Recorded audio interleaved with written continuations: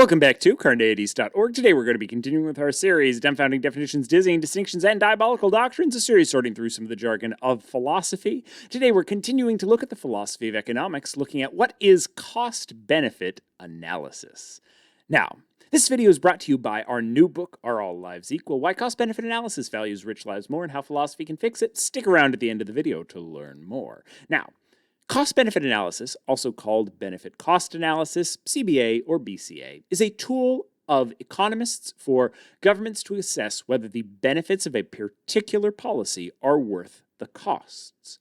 You might imagine it as an implementation of a consequentialist calculus, adding up all the harm and happiness caused by a policy to determine which policies maximize net happiness. Cost-benefit analysis has important philosophical underpinnings. Epistemically, it claims to be able to measure and quantify very abstract things like saving a life or preserving a forest. Ethically, it claims to be a useful tool for governments deciding the morally best course of action by aggregating the preferences of their citizens.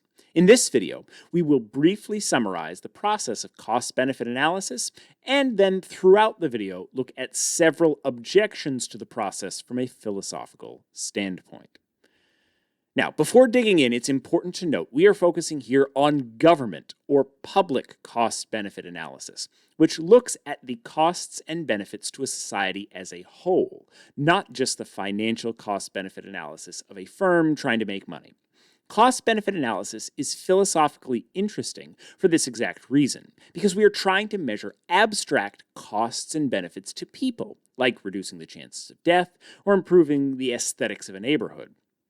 And we're trying to determine what an entire society morally should do, or at the very least, what the aggregate preferences of a society point to doing, not just what would make a business the most money. So, to be clear, this is focusing on public government cost-benefit analysis, not private corporation-level cost-benefit analysis. Now, cost-benefit analyses are often outlined in terms of 10 steps. We're going to walk through those steps briefly, and on each step, note a couple places that philosophers have concerns when they do. So, first off, specify the purpose. The first step in a cost-benefit analysis is to explain the purpose of the policy. What is the policy meant to do? Perhaps it is a noise pollution regulation meant to make a city more enjoyable to live in. The point of the analysis then is to determine if the regulation will have too harmful of an impact on businesses and consumers to be worth it. Maybe the policy is expanding a road using increased taxes, and you want to determine if the benefit of the road is worth the cost of higher taxes. Perhaps you're trying to determine whether to build a new school or a new hospital in a county and want to see which would be more beneficial to the population or which people would prefer. Whether the goal is less noise, shorter commutes, or closer public services, you need to first determine why the policy is being enacted to study it. The second step in this process is to list the alternatives. From a philosophical perspective, what are the nearest possible worlds that we can compare this policy to, including the possible world where we do nothing. If we're considering imposing a tax to fund a project, we should consider the world where we don't impose the tax or fund the project, as well as the world where we use that tax, but we use it for something else. Philosophically, we can't list all the possible worlds, but we're focusing on the closest possible worlds where we implement the policy, as opposed to another policy, and that should be sufficient. In step 9, we're going to look at possible worlds in a different way that arise from things beyond our decision about the policy and focus more on the assumptions that we are making that underpin it. The third step of a cost-benefit analysis is to determine who has standing. In other words, whose benefits and costs, quote-unquote, count. For some projects, such as those implemented by global organizations like the World Bank or the United Nations, the answer may be everyone. But for many governments, which are only accountable to their citizens, the answer may only be citizens. If so, the costs of a project that leads to lower standards of living in another country may not be counted in a cost-benefit analysis. From a philosophical perspective, this is deeply troubling, as ethically, anyone with moral status, i.e. all humans at the very least, should be given standing if our goal is to truly find the policy that leads to the greatest benefit, though, for particular countries, this may not be politically feasible. The fourth step is to look at the impacts on those people with standing. This includes direct monetary costs, like additional taxes paid or subsidies received, as well as less direct monetary costs, like jobs created or profits realized, and the impacts that are much more difficult to quantify, like lives saved or beautiful views destroyed, or mental health improved, perhaps. The point of this step is just to list out all of the possible knock-on effects that a policy may have, both good and bad for all alternatives. Once we have determined the impacts, we need to predict those impacts out into the future for the life of the policy or project. Due to something called discounting, which we'll talk about more in step 5, benefits and costs that happen further into the future are going to count for less. So at a certain point, we're not going to need to stop or to keep on counting. And that may be the end of the lifetime of the project, but it also might be a point where the discounting has become sufficiently high that those benefits and costs don't matter anymore, because the impacts will be minimal. This step is epistemically quite challenging, as predicting the future is a questionable exercise at best in any sense. That said, it does seem better to try to make a decision based on information, as opposed to one based on blind guesswork. So we may not be, even as people that are non-skeptics, deeply confident in the predictions that we can make, but it seems better to try to base our decisions on as much information as we can, as opposed to throwing a dart at a board and saying that's the policy we'll go with, because we don't have enough information to perfectly determine it. Remember, we can suspend belief, but we can't suspend action. Now, the sixth step is to convert all of those impacts of all the alternatives into similar units so that they can be compared to each other. For economists, this means monetizing things, turning everything into monetary costs and benefits.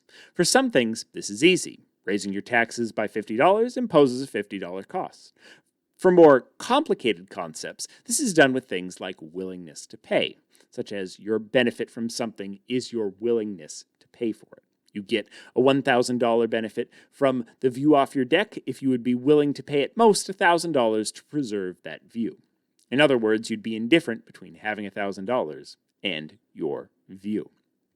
Check out our previous video on willingness to pay for more on that.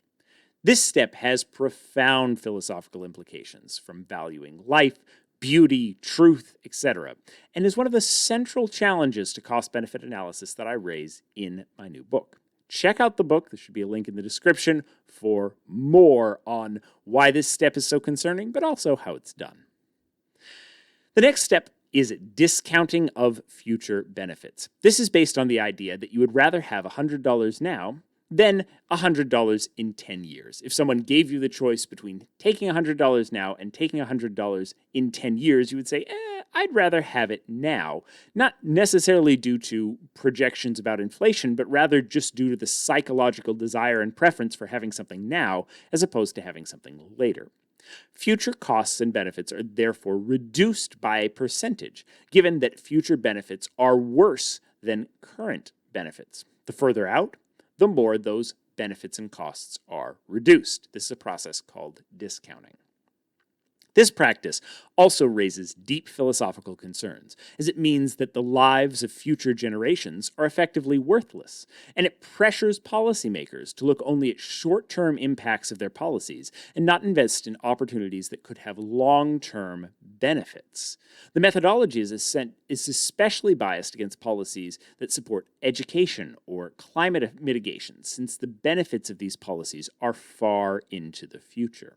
As much as the comparison of would you rather have $100 now or $100 in 10 years may make psychological sense, it seems difficult to ask that question for someone that hasn't been born yet, because they probably would rather have $100 10 years from now because they can't have $100 now. The next step is very easy. You simply add up all the discounted cost and all the discounted benefits for all the years and then subtract the costs from the benefits. This gives you what is called the net present value, or NPV, of the policy. Net because the costs were subtracted from the benefits, present because the values for future years have been discounted back to the present, and value meaning that all of these have been monetized. So very simply, if a policy had a cost this year of $10 and the discounted benefits next year were $25, the net present value would be $15 of 25 minus 10. Very basic step of subtracting the costs from the benefits. The ninth step in this process is to run what's called a sensitivity analysis. In philosophical terms, this is to control for epistemic uncertainty in the assumptions that we've made. Maybe more people will get jobs at a factory. Maybe the road will last 50 years instead of 30 years. It essentially looks at other possible worlds that are created by other factors than our policy decisions and sees if similar conclusions are arrived at in those worlds as well. If we change the lifespan of the road, if we change the number of jobs that happen at the factory, does that impact the overall net benefits substantially? One method for this is a Monte Carlo analysis, which changes the assumptions of your model randomly based on parameters that you set, such as minimum and maximum values, perhaps based on the impacts of previous policies, the type of distribution of the policy. In other words, is the minimum much less likely than the value that you're proposing, or is it about equally likely, and so on. The system then runs thousands of iterations, essentially looking at thousands of different possible worlds where different levels of assumptions are met, to see how sensitive your results are to changes in those assumptions. While such analyses can help assuage some of our epistemic concerns, they still rely on your assumptions about the impacts of the policy to predict the future. And they rely on your assumptions about your assumptions, where you may be assuming that certain assumptions aren't correlated when in fact they are, or that there is a particular minimum, but in fact the minimum is much lower, the maximum is much higher than we have ever seen before. There's a lot of assumptions that are baked in, even when you're conducting a sensitivity analysis. The final step in the process is to make a recommendation based on which alternatives have the greatest benefit. Advocates of cost-benefit analysis often claim that this is merely one tool in the toolkit for determining the impacts of a policy. However, this should not excuse us from holding it to high standards for accuracy and morality. As in practice, as someone that's worked in public policy for many years, decision makers often weight the results of a cost-benefit analysis very heavily. One of the particularly hairy benefits for cost-benefit analysis to measure is mortality risk reduction. In other words, policies that reduce the risk of death and therefore save lives. Economists use something called the value of a statistical life, or VSL, to do this. You might think that everyone's life is worth the same amount, but according to economists, it's not. To learn more about why some lives are worth hundreds of times more, and how we can fix it, check out the link to our new book, Are All Lives Equal, in the description, and please consider purchasing a copy. It really helps out the channel, and I think it's a pretty cool book to look at. What do you think? Can life be valued? Should we discount future benefits? Should governments consider the costs and benefits to non-citizens or only their citizens?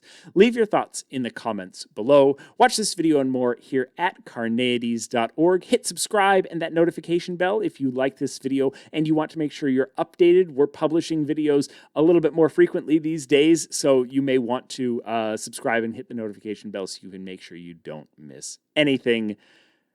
And as always, stay skeptical, everybody.